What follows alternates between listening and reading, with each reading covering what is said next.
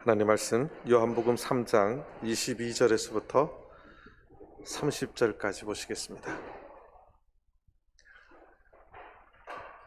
방송실 볼륨 좀 올려주세요. 조금 모르겠죠. 요한복음 3장 22절에서부터 30절까지 보시겠습니다. 요한복음 3장 22절. 이후에 예수께서 제자들과 유대 땅으로 가서 거기 함께 유하시며 세례를 주시더라. 요한도 살렘 가까운 에논에서 세례를 주니 거기 물들이 많음이라 사람들이 와서 세례를 받더라.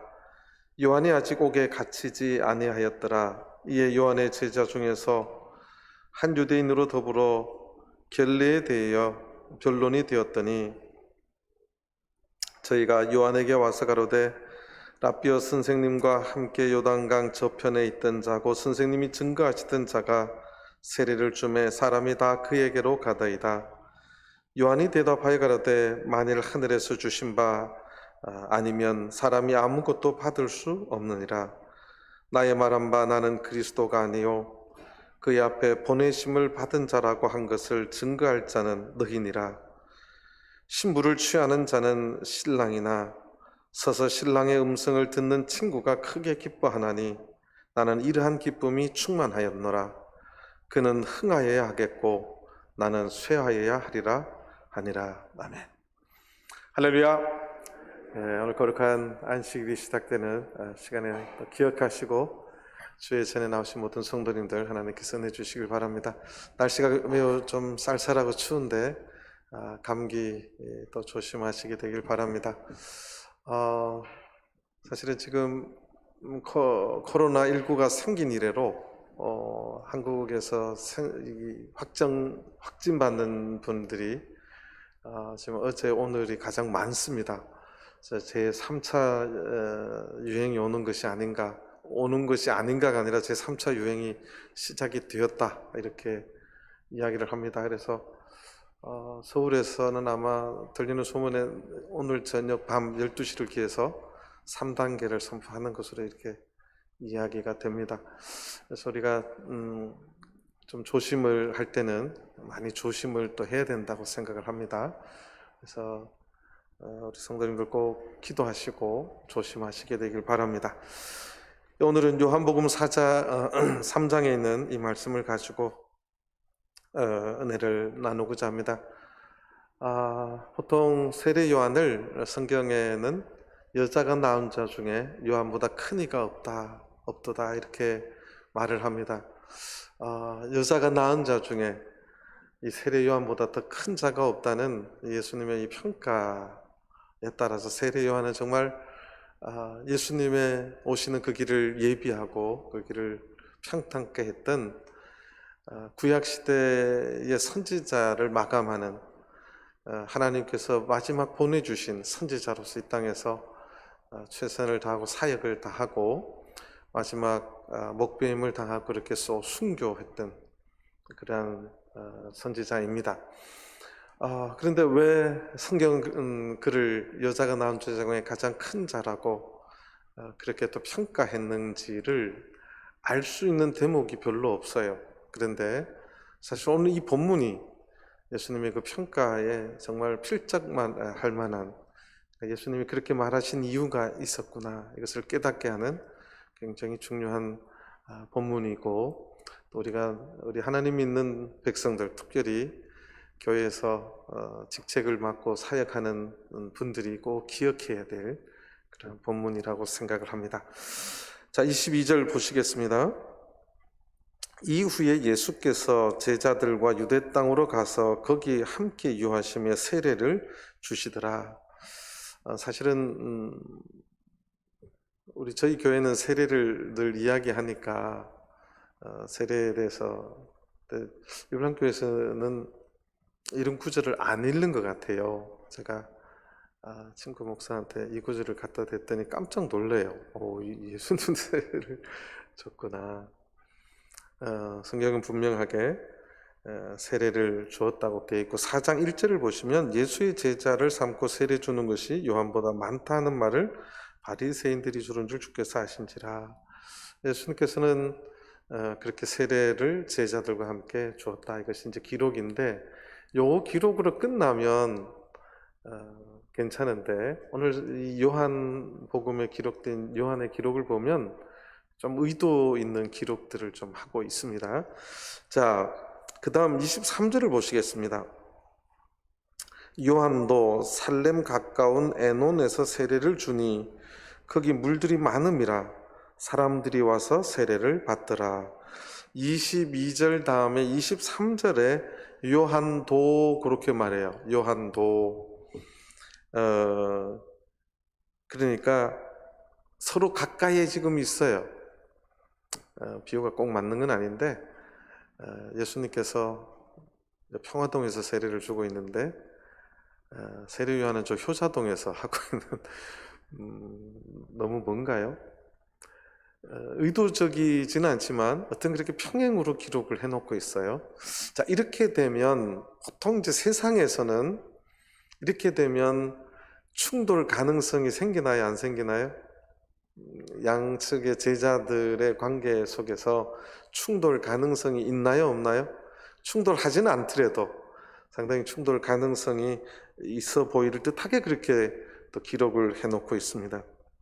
세례는 세례 요한이 먼저 베풀기 시작했습니까? 예수님과 제자들이 먼저 베풀기 시작했습니까? 세례는 누가 뭐라 그래도 누가 먼저 베풀기 시작했어요? 세례 요한. 그래서 이름도 별명을 세례 요한으로 붙여줬어요. 그러면 한국의 원조 논쟁이 늘 벌어지는데 제가 이제 서울 가면 원조 논쟁 이 싸움이 대단합니다. 법정에까지 가고 족발의 원조가 이제 그 장충단 공원 체육관 밑에 있어요. 그 골목에. 그래서 제가 이제 저도 가서 한번 먹어보기도 했는데 족발집이 많아요. 그러니까 이제 화가 나니까 제일 먼저 시작한 사람이 원조 이렇게 딱 그렇게 붙여놨어요. 원조. 그랬더니 그 옆에 분이 진짜 원조 족발집 이렇게. 그 더 뒤에 갔더니 저는 참예수 교인인 줄 알았어요. 참 원조 족발집. 하여튼 서로 원조라고 하는 것이 논쟁이 참 많이 되는데 예수님도 세례를 베풀고 있었고 세례 요한도 세례를 베풀고 있는 어떻게 보면 참 그 요한이 먼저 했는데 사실 이 전체 본문을 보면 이제 예수님께로 이렇게 사람들이 더 많이 가고 있는 그러한 형국입니다. 상당히 세례 요한의 제자로부터 입장으로 보면 굉장히 기분이 나쁠 수 있는 형국입니다. 이럴 적에 세상은 이제 시기하고 질투하기 시작하죠. 시기하고 질투하고 충돌이 나고 서로 이렇게 논쟁을 할 수 있는 모습이 충분히 그렇습니다. 자, 그런데 24절을 가면 뜬금없는 기록이 하나 있어요. 24절에 요한이 아직 옥에 갇히지 아니하였더라. 요한이 아직 옥에 갇히지 아니하였더라. 요한이 옥에 갇히기를 원하는 건가요? 원하지 않는 느낌인가요? 이제 이런 것들이 참 어렵습니다. 이게 어떤 의미일까? 제가 항상 이야기하잖아요. 뜬금없고 갑자기 뭔가 돌출되는 이해가 안 되는 그 본문 속에 이 상황을 설명하는 아주 보이지 않는 행간의 뜻이 숨어 있습니다. 세례 요한이 옥에 갇혔던 사건은 우리가 잘 압니다. 당시에 헤롯 대왕이 동생이 빌립이 있었는데 빌립의 아내가 헤로디아라고 절세 미인이었습니다. 잘생겼어요. 그래서 이 헤롯 대왕이 아내가 없는 것도 아닌데 그 자기 동생의 아내 헤로디아를 자기 아내로 삼아 버렸습니다. 뺏어 버렸죠. 왕궁이 이제 스캔들이죠. 왕이 그 짓을 했는데 아무도 말을 못하고 있었는데 누가 그걸 말하느냐? 세례 요한이 그거 잘못됐다고 이야기를 했어요. 그래서 이제 옥에 갇혔는데 헤로디아는 세례 요한을 죽이려고 시도를 했는데 헤롯 대왕은 세례 요한이 의인으로 알고 그래서 그를 살려두려고 합니다. 그랬던 중에 헤롯 대왕의 생일날 헤로디아의 딸이 예쁘게 꾸며가지고 춤을 춥니다. 그럴 때 헤롯이 너무너무 기분이 좋았어요. 그래서 네 원하는 게 뭐냐? 내 이 땅의 절반까지도 너에게 주겠다. 그러니까 이 헤로디아의 딸이 좋아가지고 엄마한테 갔습니다. 엄마, 아빠, 헤롯 대왕이 내가 춤을 추니까 좋아서 네 원하는 게 뭐냐라고 묻는데 뭐라고 대답할까요? 그랬더니 세례 요한의 머리를 달라고 해라. 그래서 세례 요한이 그렇게 순교를 당하는 것이 성경에 이제 기록이 되어 있고 우리가 잘 아는 내용입니다. 세례 요한은 그렇게 옥의 갇힘을 통해서 그렇게 인생을 마감하는, 어떻게 보면 여자가 낳은 자 중에 요한보다 큰 이가 없다 했는데 그 마지막은 참 비참하게 그렇게 죽었습니다. 좀 성경에 이해가 잘 안 되죠. 그러니까 인간적인 시각으로 보면 성경은 늘 이해가 안 되는 것이 성경이기도 합니다. 세례 요한이 그렇게 이제 끝났는데요. 오늘 이 24절의 의미가, 기록된 의미가 있어요. 의도가 있어요. 성경에 세례 요한이 옥에 갇힘으로 통해서 세례 요한의 사역이 끝이 납니다.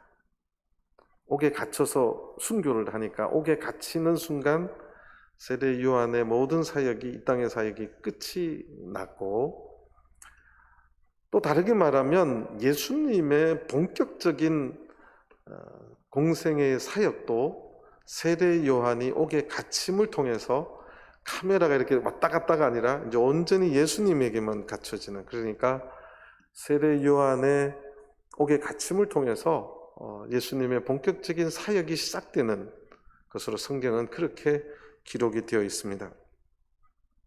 세례 요한은 그래서 성경에 구약의 마지막 선지자라고, 시대는 신약 시대 같은데 성경은 구약의 마지막 선지자라고 그렇게 기록을 합니다. 구약 때부터 오리라 오리라는 예수님을 많은 선지자가 전하다가 이제 진짜 안 보이는 데서 전하는 게 아니라 보이는 곳에서 그렇게 예언하고 오리라고 한 메시아가 이분이다라고 전했던 세례 요한이 드디어 그 사역을 종결하는 것이 옥의 갇힘을 통해서 그렇게 사역이 마감이 됩니다. 그래서 이 세례 요한이 옥에 갇혔다는 것은 이제 그런 의미인데, 오늘 이 성경은 아직 요한이 옥에 갇히지 아니하였더라 그렇게 이야기를 하고 있습니다. 아직 여전히 일을 하고 있음을 이제 뜻하죠. 25절을 보시겠습니다. 25절을 보면 이에 요한의 제자 중에서 한 유대인으로 더불어 결례에 대해서 변론이 되었더니, 저희가는 이제 수능 시험에서 이런 거 나죠. 밑줄 쫙 끊고 저희가는 누구를 가리키는가. 세번역에는 아예 정확하게 번역을 해놨어요. 이 세례 요한의 제자들을 말합니다. 세례 요한의 제자가 요한에게 와서 가로되, 랍비여, 선생님과 함께 요단강 저편에 있던 자고 선생님이 증거하시던 자가 세례를 주매 사람이 다 그에게로 가더이다, 이렇게 말합니다. 세례 요한이 있는데 그 제자들하고 유대인하고 이제 변론이 됐어요. 이 변론의 내용은 없는데 와서 보고하는 내용을 보면 대충 분위기가 어떤 내용이었나를 알 수 있는 거죠. 세례 요한의 제자가 세례 요한한테 와서 선생님이 증거하시던 그 사람이 세례를 주매 다른 사람들이 다 그에게로 가고 있습니다. 이걸 보고해요. 그럼 이 제자들이 지금 속이 기분이 좋다는 말인가요? 상당히 지금 뭔가 언짢은 의도가 들어있나요? 뭐 잘 모르시겠어요? 다 가더이다. 선생님 뭐 하세요? 이제 이런 말이 들어있는 말이죠. 어떻게 보면 참 마음 아픈 이야기이기도 합니다. 그러니까 원조 논쟁, 도대체 누구가 원조냐? 그런데 원조는 아까도 말했지만 누구라고요? 세례 요한이에요. 근데 지금 사람들은 누구한테로 가고 있어요? 예수님에게로 가요. 참 이게 아이러니한 것이, 성경에도 아이러니한데 세상에서도 그래요. 장사하는 걸 보면 원조가 잘 돼요? 그 옆에 새로 차린 데가 잘 돼요? 이게 참 꼭 그런 건 아닌데, 원조는 자꾸 찍으러 이렇게 들는 것 제가 참 많이 봤습니다. 참 그 원조라는 것이 참 슬픈 거기도 한데, 어쨌든 세례 요한의 이 소위 공동체가 점점 작아들고 있고 사람들이 절로 자꾸 가고 있고, 또 4장 1절을 보면 예수의 제자를 삼고 세례를 주는 것이 요한보다 많다. 세례 요한의 제자들의 입장에서 좀 불편하죠. 나를 세례 요한에 따르던 사람들이 훨씬 많았는데 저쪽 예수님의 사람들이 더 많고 저쪽으로 가는 것, 이것이 이제 요한복음 1장에서부터 기록되어 있습니다. 자, 요한복음 1장 36절 37절을 보시겠습니다.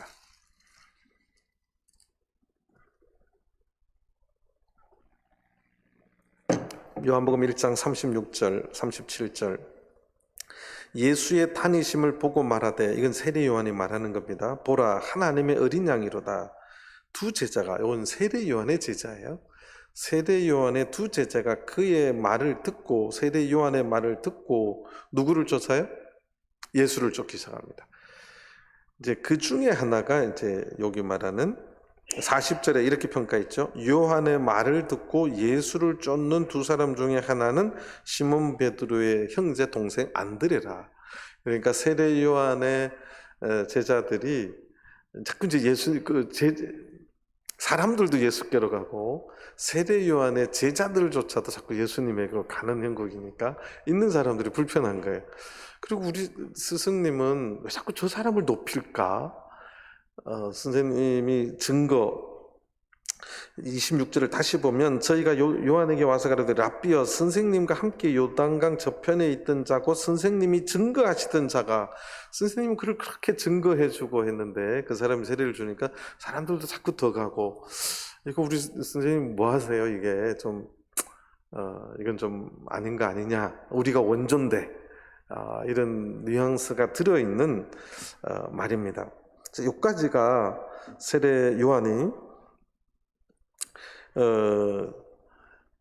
이제 한 행동에 대한 제자들의 어떤 반응에서 이제 어떤 한 단락이 이제 지어지는 거예요. 세례 요한의 제자들의 입장에서 보면 굉장히 기분 나쁜 일이고, 예수님과 이제 충돌될 만한, 서로 또 시기하게 될 만한 이러한 일입니다. 내가 원조인데, 내가 먼저 일을 시작했는데, 뭐 이런 생각을 할 수 있죠. 그런데 지금부터 27절부터 세례 요한의 입에서 나오는 이야기들이 왜 예수님께서 그런 평가를 했는지를 알 수 있는 굉장히 중요한 말씀입니다. 자, 27절을 보시겠습니다. 요한이 대답하여 가로되, 누가 대답하는가요? 세례 요한이 이 모든 것에 대한 분위기를 세례 요한도 다 알고 있어요. 그래서 거기에 대한 정확한 말을 제자들에게 해주기 시작합니다. 요한이 대답하여 가로되, 만일 하늘에서 주신 바 아니면 사람이 아무것도 받을 수 없느니라. 이게 또 한국말인데 이해가 잘 안 되지요. 제가 이제 물어볼게요. 이거 자기 두고 한 말일까요? 예수님 두고 한 말일까요?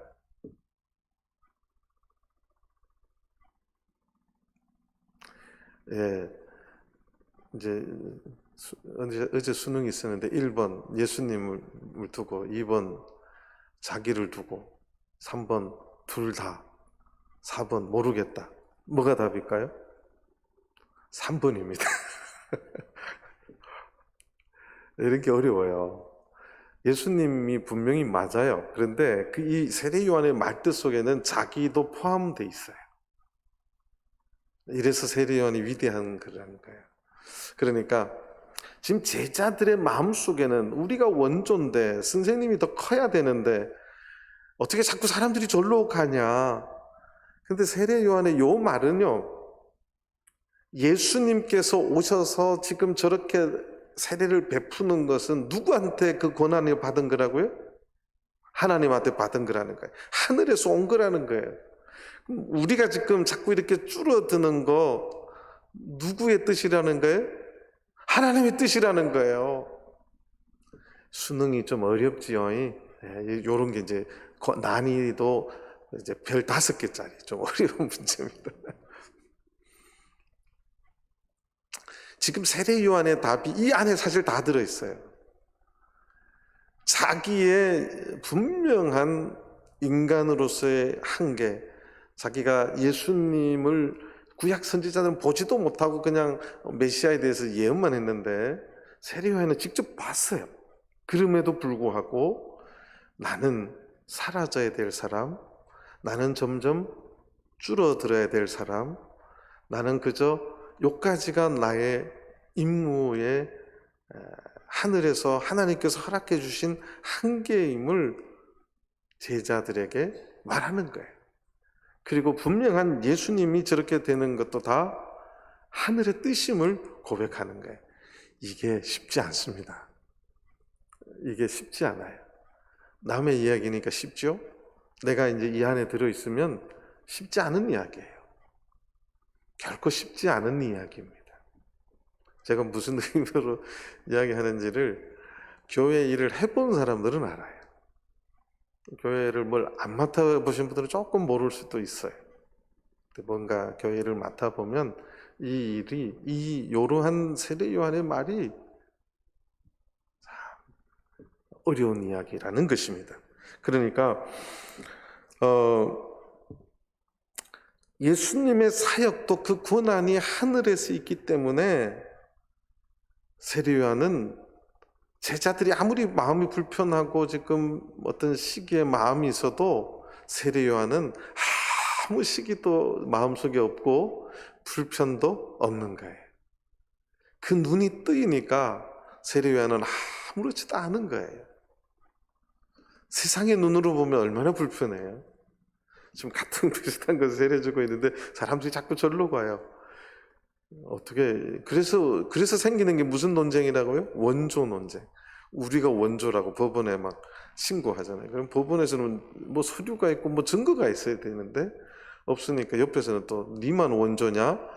우리는 진짜 원조다. 진짜 원조 저기 족발.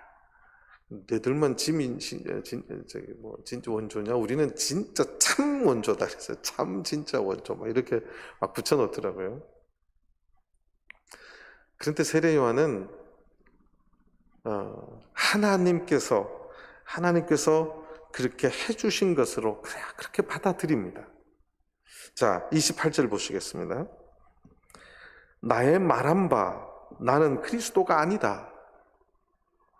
지금 이 땅에 자기가 재림한 예수라고 주장하는 사람이 한국 땅에만 제가 58명이 있다고 들었어요. 뭐 신천지 누구까지요? 이만희까지 해서 뭐 재림 예수다 그러고 평생 죽지 않는다고 설교하신 분이 감옥에 갔더니 힘들어 죽겠다고 나도 빼달라고 안 죽는다면서요. 어쨌든 그때 세례 요한은 나는 그리스도가 아니라는 거예요. 나는 그 그리스도의 신들매도 이렇게 감당하지도 못, 그러니까 그 발보다 더 낮은 존재라는 것을 고백하는 거죠. 그의 앞에 보내심을 받은 자라고 한 것을 증거할 자는 너희니라. 한국 성경은 너희니라가 뒤에 있는데 원래 이게 앞에 있어요. 너희가 곧 그의 앞에 보내심을 받은 자라고 한 것을 증거할 자다. 쉽게 말해서 내가 이런 말을 해야 될 게 아니라 지금 세례 요한을 따르는 너희들, 내 제자들이 이 말을 증거해야 될 것이다. 그러니까 너희들도 똑같은 마음을 품어야 된다. 그 이야기예요. 인간의 눈으로 우리가 더 큰데, 우리가 더 원조인데, 우리가 먼저 시작했는데, 또는 선생님이 그렇게 칭찬해주고 이렇게 세우는데 저 사람은 우리를 한테 아무것도 안 해주고 뭐 이런 마음을 얼마든지 인간적으로 품을 수 있죠. 그런데 너희들이 오히려 역으로 그것을 증거해야 될 자다. 그렇게 이야기합니다. 그리고 나서 29절을 보시겠습니다. 29절이 이제 좀 이스라엘의 문화 배경을 모르면 해석하기 참 힘든 구절이 29절이에요. 신부를 취하는 자는 신랑이나 서서 신랑의 음성을 듣는 친구가 크게 기뻐하나니 나는 이러한 기쁨이 충만하였노라. 이게 오늘 제목입니다. 나는 이러한 기쁨이 충만하였노라. 이게 이제 무슨 기쁨이냐? 이스라엘의 결혼 풍습은 예수님이 이제 그 신랑 신부 친구들 그 기름 준비하세 나오는 거 있잖아요. 거기서도 이제 친구들이랑 그 들러리거든요. 10명의 처녀들의 이야기가 나오는데, 어쨌든 당시에 신랑의 친구들, 신부의 친구들이 결혼식에 여러 가지 도움을 주고 있는데, 오늘 여기에서 나오는 이 히브리 문화에 나오는 쇼쉐벤, 발음하기도 힘들어요. 쇼쉐벤이라고 하는 것이 신랑의 친구입니다. 이 신랑의 친구는 어떤 역할을 하느냐 하면, 심지어 신랑 신부를 중매도 합니다. 이제 바울 사도가 하는 말인데요. 이제 우리 고린도후서 11장을 보시겠습니다. 고린도후서 11장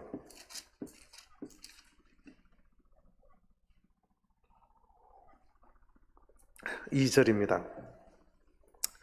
고린도후서 11장 2절, 내가 하나님의 열심으로 너희를 위하여 열심 내노니 내가 너희를 정결한 처녀로 한 남편인 그리스도께 드리려고 뭐함이로다? 중매한다. 이게 이제 쇼쉐벤의 역할이에요. 친구가 하는 역할 중에 하나입니다.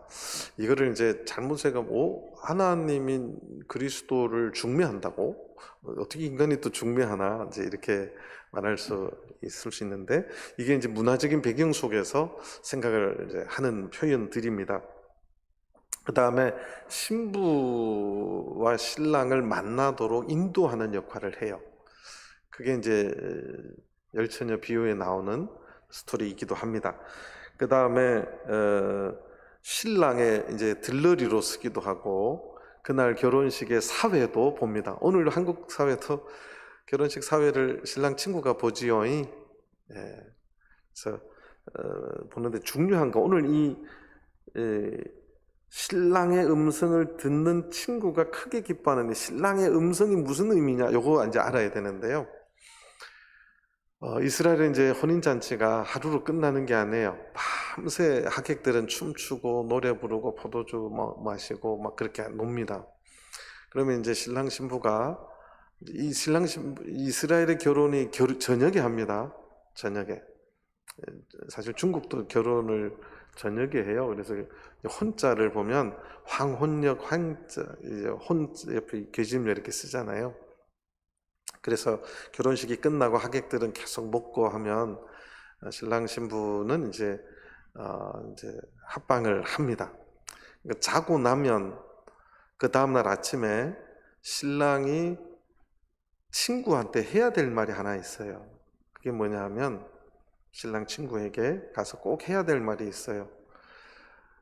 이 처녀는, 나의 신부는, 제가 말했잖아요. 나의 신부는 정결하였습니다. 이 말을 해야 돼요. 나의 신부는 정결하였다. 이 말을 하면 이제 그 친구가 하객들 앞에 오늘 이 결혼식에 오신 감사드리고 이 신부는 정결하였습니다. 이걸 선언하는 역할이 신랑의 역할, 마지막 역할. 요거 딱 하고 끝나요. 그러니까 이 신랑의 마지막 역할이 요거까지 해야 쇼쉐벤의 역할입니다. 그러니까 신부는 정결하였습니다. 그렇게 이야기를 하는 것인데, 그게 오늘 여기서 말하는 신랑의 음성을 듣는 친구가 크게 기뻐하였다. 여러분들, 장가는 친구가 가는데 누가 더 기뻐해요? 여기 봐보세요. 29절, 신부를 취하는 자는 신랑이나, 이 말투가 그거예요. 신부를 취하는 자는 신랑이니까 신랑이 더 기뻐해야 되는데, 서서 신랑의 음성을 듣는 친구가 조금 기뻐해요? 크게 기뻐해요? 크게. 너무 장가 가는데 뭔 놈을 그렇게 크게 기뻐해요? 근데 일반적으로 친구의 그 역할이 그 이야기를 듣고 우리 친구가 아주 정결한 신부를 맞이했다, 그걸 선포하면서 굉장히 기뻐하고 하는 역할이 그까지인데, 지금 이 역할을 누가 했다고 지금 말하는 거예요? 세례요한, 내가 그 역할을 했다는 거예요. 요게 이제 바울 사도가 말한 내가 중매합니다, 정결한 신부로 중매합니다, 지금 그 말이 요 쇼쉐벤의 역할을 그대로 지금 말하는 거예요. 그래서 내가 제자들한테 말하는 거죠. 신부는 신랑이 취하지만 서서 신랑의 이야기를 듣고 선포했던 그 친구가 더 크게 기뻐하는 것처럼 나는 이러한 기쁨이 충만하였노라. 나는 너네들은 자꾸 뭐 마음에 불편해하고 지금 시기하고 질투가 나지만 나는 이 역할을 하는 것만으로도 내 기쁨이 뭐 했다고요? 충만했다고 고백하는 거예요. 야, 여기에 지금 예수님이 여자가 낳은 자 중에 요한보다 큰 이가 없다는 말이 여기에서부터 그 의미가 있는 거예요. 그러니까 사람마다 이 땅에 나서 신앙생활 하는 사람도 마찬가지예요. 자기의 어떤 성과, 자기가 어떻게 해놓은 일의 결과, 또는 내가 내 손으로 이런 것을 했다, 이거에 기쁨이 충만한 게 사람들이에요. 어느 누구도 참 부인할 수 없는 게 이 부분이에요. 왜 교회에서 일을 맡으면서 자꾸 이런 집착을 하느냐? 내가 그걸 하고 싶은 거죠. 마치 내 능력으로 하고 싶은 거죠. 내 힘으로 하고 싶은 거죠. 근데 세례 요한은 그런 게 조금도 보이지 않아요. 나는 그저 이 역할로 내 기쁨이 충만했다고 말합니다. 그러니까 세례 요한의 본질적인 기쁨의 실체는 예수님이 드러나고 예수 그리스도가 이렇게 증거되고 예수 그리스도가 높아지고, 그것이 이 세례 요한의 기쁨의 실체예요. 내가 높아지고 내가 더 유명해지고 내가 더 힘이 생기고, 이것이 아니라, 이것이 보통 우리들은 자기 기쁨의 충만이잖아요. 세례 요한의 기쁨의 충만은 예수님이 높아지고 예수님이 드러나고 예수님의 하시는 그 사역이 잘 될 때, 나보다 더 잘 되고 풍성할 때, 그는 그 기쁨의 실체의 본질이었다는 사실입니다. 그래서 30절에 세례 요한의 스토리가 여기서 이제 끝이 납니다. 여기서 이제 세례 요한의 퇴임사라고 말해요. 유명한 퇴임사입니다. 그는 흥하여야 하겠고 나는 뭐 하여야 하리라? 쇠하다는 말이 뭐예요? 우리 젊은 애들 알아듣기 좋은 말로 말하면 쪼그라들어도 된다, 이 뜻이에요. 누구는 흥하고요? 예수님은 점점 높아지고 예수님은 점점 드러나고 예수님의 그 세력은 점점 커지더라도 나는 점점 작아져도 좋다는 거예요. 오늘날 교회에 많은 어떤 갈등의 요소가 왜 오늘날 교회의 갈등이 자꾸 생기느냐? 예수님은 없어요. 예수님은 없고 누구는 흥해야 돼요? 나는 흥해야 돼요. 나는 흥해야 되겠고 예수는 쪼그러져도 된다. 나는 흥해도 되고 교회는 자꾸 어지러워져도 된다. 나는 더 높아져도 되고 교회는 점점 혼란스러워도 된다. 이 생각들이 강한 거예요. 저는 이것이 오늘날 교회에 필요한, 소위 말해서 주님의 교회를 위해서 사역하는 자들의 정신입니다. 이거 없으면 항상 갈등은 필요한 거예요. 그래서 필연적인 겁니다. 자, 누가복음 7장을 보시겠습니다. 누가복음 7장 28절입니다. 누가복음 7장 28절입니다.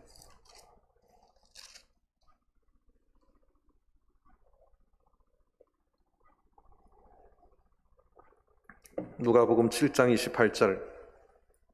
내가 너희에게 말하노니 여자가 낳은 자 중에 요한보다 큰 이가 없도다.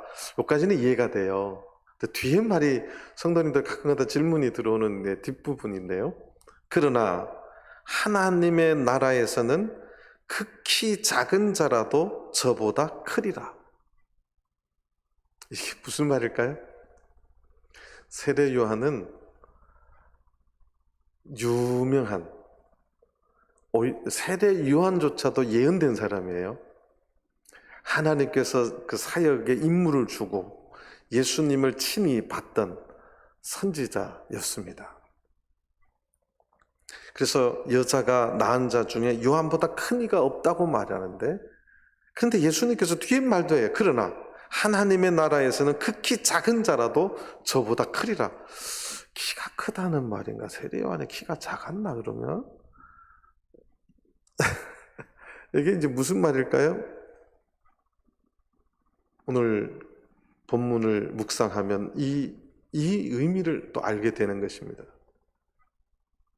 세례 요한은 자기는 쇠해져도 되고 자기는 낮아져도 되지만 누구는 흥해야 돼요? 예수님의 이름, 예수님이 흥하고 예수님의 몸된 교회가 흥하고. 그러니까 세례 요한처럼 내가 예언된 사람도 아니고 유명한 사람도 아니고 또 학문도 별로 없고, 그렇게 하더라도 나의 신앙생활 가운데 예수님을 높이고 예수님을 더 드러내고 교회를 더 드러내는 일이라면 얼마든지 세례 요한보다 더 큰 자가 나올 수 있다 없다? 있다는 말이에요. 이게 그 뜻입니다. 우리가 세례 요한같이 그렇게 유명한 예언된 그런 인물이 될 수는 없어요. 그런 엄청난 사역을 할 수는 없습니다. 그럼에도 불구하고 우리가 이 땅에서 하나님의 일을 하면서 나는 쇠해져도 되지만 예수님의 교회, 예수님의 이름은 흥하기 위해서 자기를 낮추고 자기를 감추고 그렇게 하는 자가 하늘나라에서는 오히려 뭐 하다고요? 더 큰 자임을 이야기하는 거예요. 이게 역설의 역설입니다.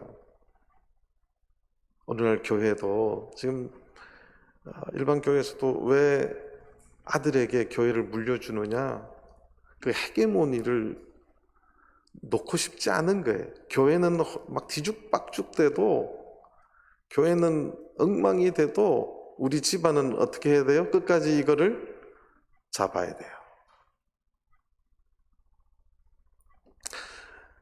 만약에 이제 우리 전축교회도 이제 한 해가 되면서 내일 신도대회를 합니다. 1년 동안 교회에 참 많은 사역들이 있었어요. 이제 그런 사역을 하면서 나는 어떤 마음으로 했는가? 제가 이제 신학을 마치고 마지막에 사순도 목사님이 이제 그런 자들한테 이제 이야기를 했는데, 저는 지금도 그걸 늘 마음에 품고 있습니다. 목회자가 이제 늘 하는 말들이에요. 목회자가 조심해야 될 게 세 가지가 있는데, 그 첫 번째가 허영이라는 거예요. 명예욕, 허영심 있잖아요. 이런 공명심. 항상 내가 할 적에 이런 일을 했고, 내가 뭘 했고, 내가 무엇을 어떻게 했고, 이런 것에 빠지면 사탄의 걸 받을 수 있다. 그러면서 그분이 하시는 말씀이 자기를 감출 줄 아는 자가 되어야 된다. 저는 그 이야기가 가슴에 늘 지금도 있습니다. 자기를 낮추고 자기를 피할 시대 하잖아요. 자기를 드러내고 자기를 알리고 자기가 똑똑함을 알리고 자기가 이런 능력이 있고 내가 이런 것을 할 줄 알고, 이런 시대에 세례 요한은 자기는 쇠해야 되겠다고, 그것이 맞다고 제자들한테 이야기하고 예수님을 높이고 예수님의 교회를 높이고, 이러한 그 마지막 죽어가면서도 그 일을 했기 때문에 예수님의 평가는 여자가 낳은 자 중에 요한보다 큰 자가 없다. 그러나 오늘날 이 시대에, 교회 시대에, 마지막 시대에, 오늘 우리 신앙생활 가운데 우리도 만약에 세례 요한의 이 귀한 말씀 우리가 마음에 담지 않는다면 우리는 거꾸로 나를 드러내고 끊임없이 나를 나타내고 교회는 점점 어려워지고 이렇게 된다면 하나님 나라에서 결코 그는 큰 자가 될 수가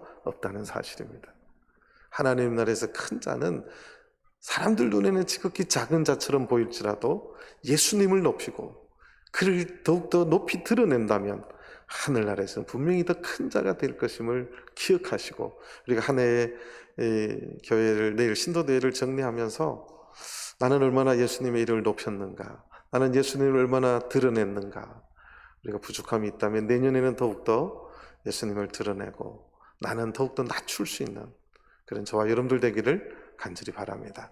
나 이제 묵도하시겠습니다.